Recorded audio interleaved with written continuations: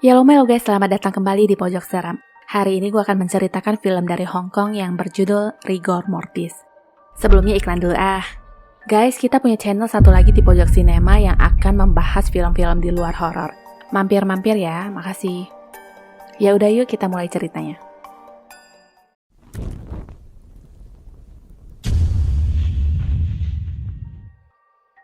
Aku meninggalkan kampung halaman di umur 13 tahun dan menjadi aktor berusia 16 tahun.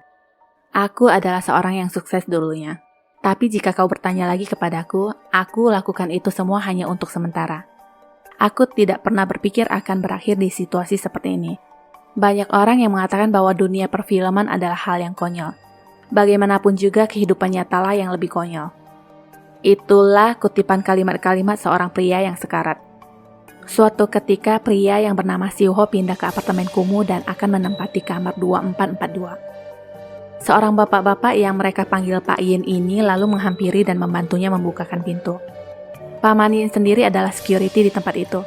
Sebelum masuk, Paman Yin mengetuk pintu 3 kali dan menganjurkan untuk melakukan beberapa ritual untuk sekedar memberi salam.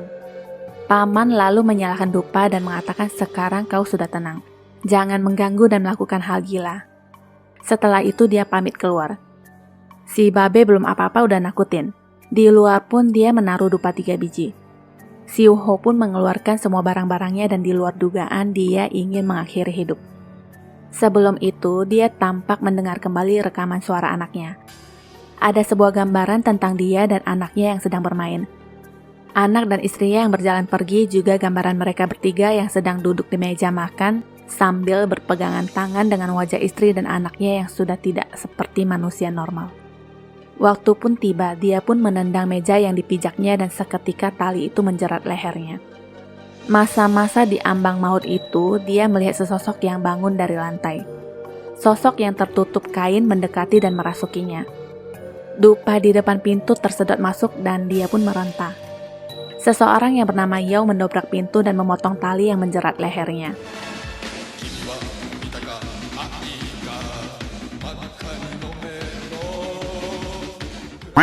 Yao melanjutkan ritual dengan berkata, dengarkan aku, jangan berbuat jahat, keluar kau iblis. Siu Ho tiba-tiba menyeruduknya dari belakang. Yao pun berbalik dan melawan. Dia menghadapkan Siu Ho ke kaca dan hantu wanita itu tertangkap di kaca. Seketika Siu Ho terpental dan hantu itu pun keluar dari raganya. Ada apa nih? Para nenek-nenek dan kakek-kakek pun sudah berkumpul di sana.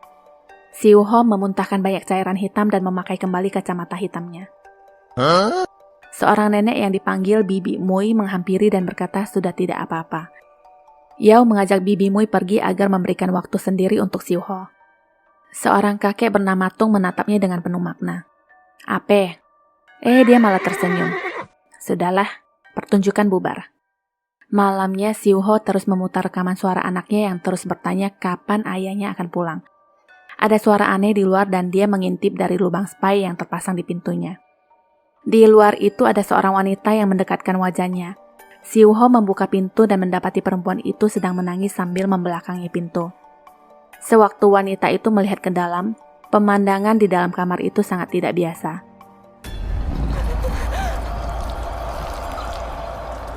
Perempuan itu ketakutan dan berkata, maafkan aku, semoga kau beruntung, lalu berjalan pergi.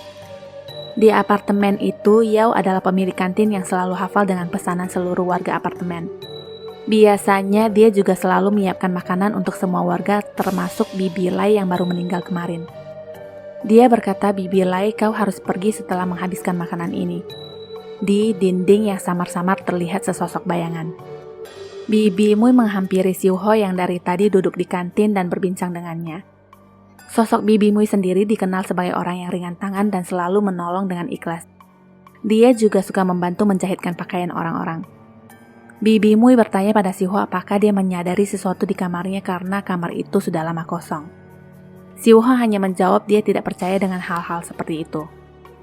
Suatu malam di dekat tangga ada sepasang kaki yang berdiri tanpa disadari oleh kakek Tung, tapi dia mendengar suara tawa anak kecil dan berkata, orang tua kurang ajar, masih membiarkan anaknya berkeliaran di tengah malam. Dia pun berinisiatif melihat ke bawah tangga dan di sana ada anak kecil yang sedang jongkok dengan wajah yang menakutkan. Kakek Tung terpeleset jatuh dengan kepalanya yang menghantam tangga. Bibimu yang sedang menjahitkan bajunya terhenti seakan mempunyai firasat buruk. Ternyata kakek Tung masih bisa berjalan pulang ke apartemennya.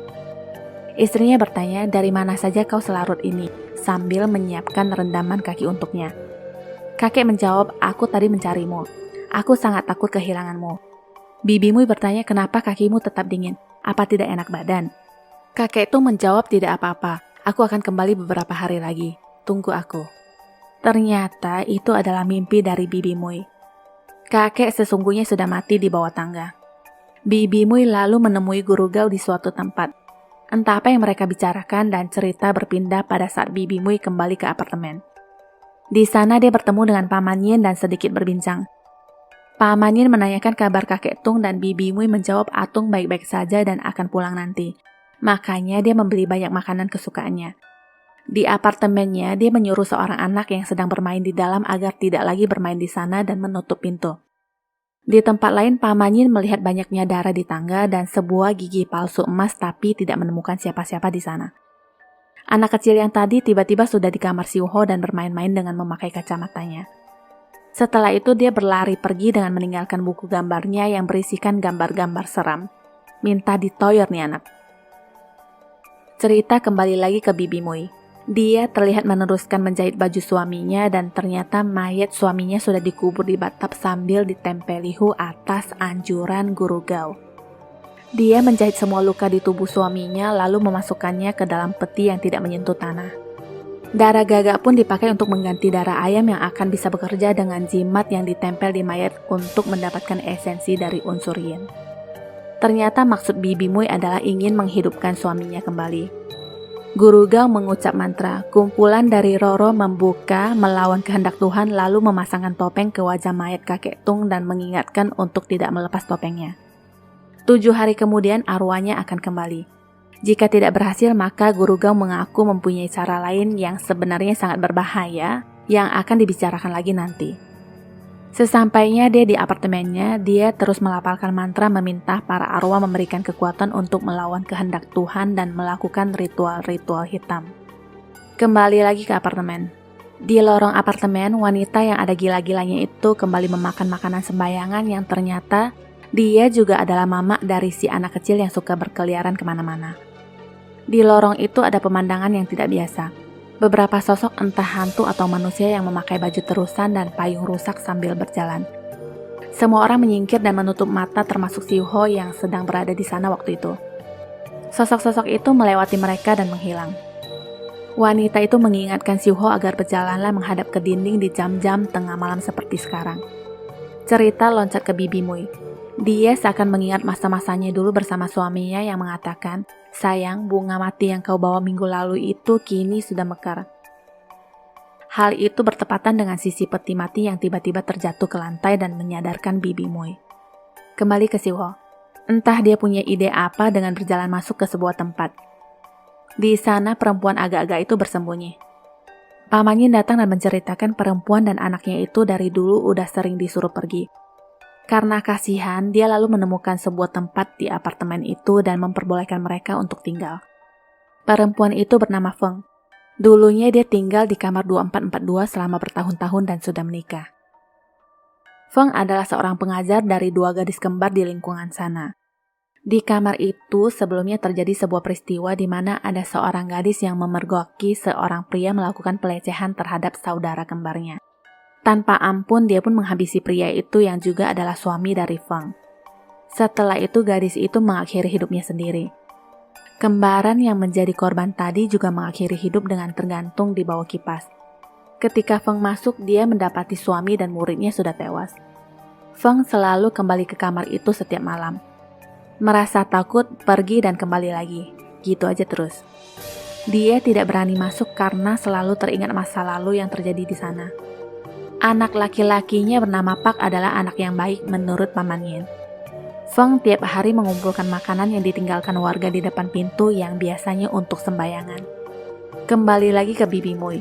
Dia menyiapkan makanan dan mendandani mayat suaminya sambil berbicara dengannya. Sebentar-sebentar dia menangis di mana sebenarnya sadar suaminya tidak akan kembali, tetapi satu sisi menolak untuk menerima kenyataan. Tiba-tiba mata suaminya terbuka satu tanpa disadarinya. Kita singgah dulu ke tempat Yao. Di sana nggak kalah ngeri. Terlihat di kaca beberapa arwah sedang makan di meja makan. Siuho menghampirinya dan langsung duduk di sana. TV menyala, begitu pula piringan hitam yang memutar lagu dengan sendirinya. Siuho bertanya, kau bisa melihat mereka, kenapa kau masih tinggal di sini? Emang ada apartemen yang aman? Hantu-hantu itu terikat pada tanah, bukan gedung ataupun bangunan. Aku rasa aku akan tetap di sini ketika aku mati nanti, jadi sebaiknya menjalin hubungan baik dulu dengan para tetua. Ya, hitung-hitung nyogok lah, jawab Yao. Yao sedikit menceritakan asal-usulnya di mana dia adalah generasi kesekian dari keluarga pemburu vampir. Barang-barang pusaka di sana adalah barang untuk melawan vampir dulunya, terutama lempengan yang tergantung di dinding itu. Bercak-bercak kecoklatan itu adalah bekas darah sisa peperangan dengan vampir yang tidak bisa dibersihkan. Semakin kesini vampir semakin menghilang dan dia pun hanya menjadi tukang masak sekarang. Suatu malam ayahnya pergi memburu vampir dan tidak pernah kembali. Bisnis keluarga seperti ini tidak pernah meninggalkan cerita bahagia.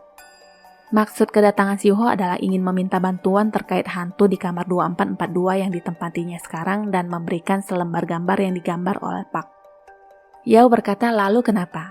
Aku sudah melakukan yang terbaik, jika kau merasa takut maka kau harus pindah. Feng jelas sakit mental dan sebaiknya dia menemui dokter. Lagi pula, aku cuma seorang tukang masak. Siuho menjawab, kalau kau bisa menolong kenapa tidak lakukan? Hei, sejak kapan ini menjadi urusanmu? Suka lu sama si Feng? Bagaimana kau tahu aku bisa menolong? Siuho membalas, hentikan mulut busukmu. Mau apa tidak? Akhirnya saat itu menjadi acara saling sindir-sindiran. Kau pikir kau hebat mau membantu orang? Lihat no, penampilanmu aja berantakan. Kumismu itu loh tipis-tipis gak jelas. Dikira ganteng. Siuho membalas, jika kau tidak mau membantu maka kau tidak perlu repot-repot menjaga barang-barang peninggalan leluhurmu itu dan pergi. Sebelumnya Yao berkata kepadanya ada sisi baik dan buruk di dalam setiap manusia dan juga pada mantra-mantra. Sesampainya Siuho di apartemennya, dia disiram sesuatu oleh Guru Gao dan langsung menyerangnya. Guru Gao menempelinya jimat dan mengucap mantra. Di matanya seketika dia bisa melihat penampakan dua hantu perempuan yang merangkak ke arahnya. Siuho seperti sudah dirasuki kedua hantu itu dan kini melakukan perlawanan. Siuho menjadi sangat ganas dan Yao merasakan sesuatu yang tidak beres di apartemennya. Dia pun berjalan ke kamar 2442 dan melihat darah yang ada di pintu kamar itu. Di dalam perkelahian masih terus terjadi. Yao pun masuk dan mencoba untuk membantu. Hantu itu keluar dari Siuho saat terpental dan menghilang pelan-pelan, begitu juga Guru Gao yang berjalan ke arah pintu. Guru Gao menyalakan api dan hantu itu kembali muncul. Dia melemparkan korek ke arah Yao dan ditangkis olehnya. Dalam kesempatan itu juga hantu gadis ini melakukan penyerangan. Hantu satunya lagi muncul dan diseret oleh Guru Gao. 1 lawan 1 sekarang. Guru Gao dan Yao akhirnya bekerja sama menggunakan tali suci untuk mengikat kedua arwah tersebut dan mengurungnya di dalam lemari. Lemari itu terus bergerak dan Yao berkata lemari ini tidak akan bisa menahan mereka terlalu lama. Guru Gao berkata dia akan mengadakan upacara dan membakarnya segera. Hari pun berlalu, Siuho akhirnya mengajak Feng dan anaknya untuk tinggal di apartemennya. Awalnya Feng masih ragu karena ingatan akan peristiwa lalu masih kuat membesit di pikirannya. Tapi akhirnya dia masuk juga dan berterima kasih kepada pamannya yang selama ini membantunya. Di kantin, Yao seperti mencium bau aneh dari para warga di sana yang bajunya dijahit oleh Bibi Mui. Dia bertanya pada pamannya apakah bertemu dengan kakek Tung akhir-akhir ini. Pamannya berkata kalau Feng memberitahunya bahwa ada seseorang yang menghabisinya. Orang yang membawa anak kecil bersamanya. Yao berkata, kau percaya sama perempuan sarap itu? Pamannya lalu mengeluarkan sesuatu yang ditemukan di tangga pada malam itu yang berupa gigi emas milik kakek Tung. Di tempat lain, Bibi Mui mengatakan suaminya membuka mata setiap jam 11 malam pada Guru Gao. Kakinya juga menendang-nendang peti mati seperti ingin melompat keluar. Guru Gao menjawab itu normal asal jangan pernah membuka topengnya. Bibi Mui menanyakan berapa lama lagi dia harus menunggu. Selain kuku dan rambut yang memanjang, dia tidak merasakan perubahan apapun padahal dia juga sudah memberikan darah gagak setiap hari. Saking udah gak sabarnya, Bibi Mui bertanya cara apa lagi yang harus dilakukan. Guru Gao menjawab, darah seorang gadis Prewi. Apa kau bisa menyanggupinya? Jangan terlalu banyak menarik perhatian. Atung pasti kembali, kata Guru Gao. Ingatlah jangan pernah melepas topengnya. Seseorang lalu mengetok pintu yang ternyata adalah Paman Yin. Dia menerima laporan dari tetangga bahwa ada anak kecil yang membuat keributan di apartemen Guru Gao. Itulah sebabnya dia datang untuk memeriksa. Sepasang kaki berdiri di balik tirai. Saat Guru Gao ingin menutup pintu, Paman Yin menahan pintu dan melihat Bibi Mui sedang ada di dalam. Dia masuk dan sengaja menjatuhkan permen ke lantai. Sosok yang ada di balik tirai itu sedikit bereaksi. Paman Yin menanyakan Tung pada Bibi Mui. Jawabannya standar, Tung baik-baik saja. Di saat sosok di balik tirai itu mengambil permen, semua orang ngeh. Paman Yin berkata, Gao, aku kenal kau sejak kecil dan kau masih saja bermain sihir hitam. Bibi Mui pelan-pelan berjalan masuk sedangkan Paman Yin mengeluarkan gigi emas itu dan bertanya di mana Tung. Bibi Mui lalu mengambil sesuatu dan menghantamnya ke kepalanya berkali-kali sampai Paman Yin tumbang. Di lain waktu, Yao ikut bersama Pak yang kebetulan ingin bermain ke tempat Bibi Mui. Sesampainya di depan pintu, akting pun dimainkan. Yao berbasa-basi terlebih dahulu dan seperti biasa Bibi Mui mengatakan suaminya baik-baik saja dan hanya tidak enak badan. Yao pun memberikan kode pada Pak dan dia langsung berlari masuk. Yao berkata, Pak, jangan pula kau ganggu itu Paman Tung. Tapi matanya langsung berkelana kemana-mana. Bibi Mui berkata nggak apa-apa, dia hanya bocah. Yao pun permisi. Di dalam, Pak main-main dan berkata dia ingin ke toilet. Setelah di depan toilet, Pak langsung menangis. Bibi Mui seakan sudah tidak punya hati. Dia menutup pintu toilet. Monster di belakangnya sudah mulai mengeluarkan kukunya. Anak itu terus menangis di dalam dan sesuatu seperti terjadi. Di apartemen Yao, benda pusakanya bergerak dan berputar, bertanda sesuatu yang buruk telah terjadi. Ternyata yang terjadi adalah Bibi Mui membuka topeng mayat suaminya. Di tempat lain, Guru Gao juga terlihat sedang mengadakan ritual. Setelah itu, Bibi Mui keluar dari apartemen. Yao berjalan masuk ke apartemen Bibi Mui yang sudah tampak berantakan dan penuh darah yang berceceran entah apa yang terjadi. Di sana, dia langsung ditarik dan ditutup hidungnya. Seseorang tampak melompat di belakangnya dan kabur. Guru Gao pun menceritakan apa yang terjadi malam itu. Dia menemukan kakek Tung dalam keadaan tergeletak di lantai 24. Kemudian dia membawanya naik dan sebelumnya terlihat dia ditarik oleh tangan anak kecil. Itulah kenapa Feng berkata pria dengan anak kecil. Kakek Tung masih hidup saat itu tapi entah kenapa mereka berkelahi dan akhirnya kakek Tung jatuh ke lantai dasar. Hal itu disaksikan oleh Feng secara diam-diam. Guru Gao sendiri ternyata mengidap penyakit kanker paru-paru stadium akhir. Selama ini dia merokok yang terbuat dari abu janin yang tidak pernah dilahirkan. Menurutnya unsur yin mereka untuk menutupi unsur yang si guru. Bau yang keluar dari tempat Bibi Mui berasal dari proses pengawetan. Proses untuk mengubah mayat Tung menjadi vampir dan hantu si kembar sangat dibutuhkan untuk menghidupkannya kembali. Tapi tak disangka semua lebih dahsyat dari perkiraannya. Pak juga sudah dihabisi di toilet. Malam itu Feng masih berjalan memutar gedung apartemen untuk mencari anaknya sambil membunyikan lonceng. Dia pun masuk ke sebuah apartemen yang pintunya terbuka. Di sana ada lemari yang disegel dan bergerak. Dia berpikir anaknya ada di dalam dan membuka tali yang mengikat lemari itu. Pintu lemari itu terbuka sendiri dan ternyata kosong. Hantu itu mengikutinya dari belakang tapi untungnya dia berhasil keluar dari tempat itu tanpa menyadari ada hantu di belakangnya. Kedua hantu itu mengingat apa yang terjadi pada mereka dan mulai ganas.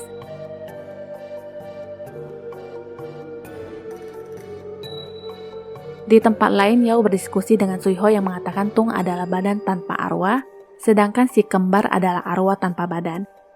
Dia berencana menyiapkan perangkat di lorong dan akan mengalihkan vampir dengan minyak mayat, sedangkan Suiho diinstruksikan untuk mencari Feng. Kembali ke Feng, dia akhirnya menemukan anaknya yang sedang berdiri di lorong. Dia menangis seakan tahu apa yang terjadi dengan anaknya. Feng menyeret sebuah balok dan vampir Tung pun mendarat di sana. Feng yang penuh dengan kemarahan berlari ke arahnya dan mereka pun berantem. Singkat cerita, akhirnya Feng pun tewas di tangan vampir. Suiho datang dan melempar api ke arahnya.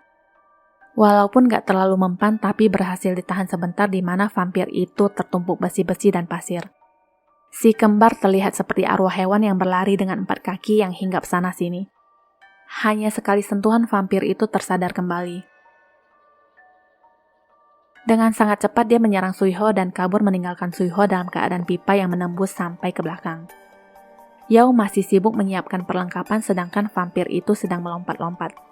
Xiuho yang terluka parah masih berusaha berjalan ke arah apartemennya. Yao yang melihatnya segera menghampirinya. Suiho memberitahunya apa yang terjadi dan menanyakan apakah ada cara lain untuk melawan. Yao langsung berkata tidak. Kalau kau melakukannya, kau akan mati. Suiho berkata, aku memang seharusnya sudah mati sejak awal aku datang ke sini. Aku berhutang padamu sekali dan sekarang kita impas. Yao menuliskan jimat di badannya dan menuliskan jimat lainnya di lantai menggunakan pel. Setelah itu dia mengajak Suiho untuk bersiap-siap dan akan menggunakan minyak mayat untuk memancing vampir dan Suiho lah yang akan menjadi umpannya. Yao berkata, sewaktu kau di dalam, waktumu hanya sebatang rokok ini. Ih, jadi loh. Padahal tadi cuma basa-basi, nyesel deh ah. Datang juga yang ditunggu-tunggu. Alat pusaka pun sudah disiapkan dan permainan pun dimulai. Semua lampu di gedung padam dan hanya menyisakan lampu koridor. Tadi vampir lompat-lompat, sekarang penampakan macam kelelawar yang gelantungan.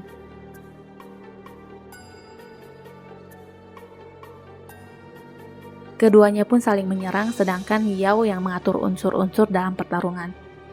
Unsur air tidak begitu membantu. Vampir itu terus melakukan penyerangan. Sekarang Yao memutar unsur kayu. Kali ini cukup membantu. Kukunya si vampir nyangkut di akar kayu dan memberikan kesempatan pada Suiho untuk menyerang balik. Yao berkata kita sudah kehabisan waktu dan menyuruh Suiho untuk segera bergegas. Kali ini giliran Suiho yang diserang sampai kuku vampir itu masuk menembus lehernya. Yao memutar kembali benda pusaka menjadi unsur bumi dan arena perang menjadi berlumpur. Pertarungan sengit itu masih terus berlanjut. Yao sendiri memutar barang pusaka itu sampai tangannya copot. Dia lalu melemparkan pedang ke Suiho dan menarik tali sucinya. Sekarang sudah beralih ke unsur logam. Matahari mulai terbit dan Yao menggunakan kesempatan itu untuk merusak pembatas agar cahaya matahari bisa menyinari alat pusaka itu, berhubung unsur terakhir adalah api. Mereka semua terjatuh ke bawah dan vampir itu terbakar. Bibi Mui tiba-tiba muncul. Suiho kejang-kejang agak sekarat dan Yao terluka parah. Vampir itu akhirnya retak dan rontok. Bibi Mui berkata, Tung sayangku, ayo kita pergi bersama. Akhirnya Bibi Mui pun mengakhiri hidup.